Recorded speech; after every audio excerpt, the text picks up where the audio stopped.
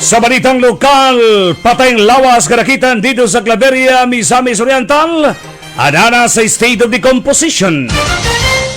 Sa balitang nasyonal, pagtambong ni VP Sara Duterte sa preliminary investigation gidawat nga maayong balita sa NBI. Sa atong balitang negosyo, pagdako sa kita sa tuig 2025, gilauman sa PAGCOR. Sa balitang international, UN Ambassador Mike Waltz nakaani o pagdaig kang US President Donald Trump.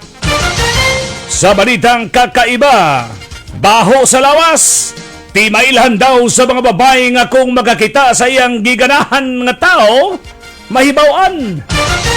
Sa balitang showbiz, sikat, gwapo og matipuno nga aktor na humaling daw sa AI nga kanunay ikachat, gibulagan sa uyab. Sa balitang sports, sa duha ka atleta sa Paris 2024 Olympics, padayon gihapon sa paghatag og dungog sa Pilipinas. Ang kumpleto detalye sa itong mga balita, inyong mabati human lamang niini.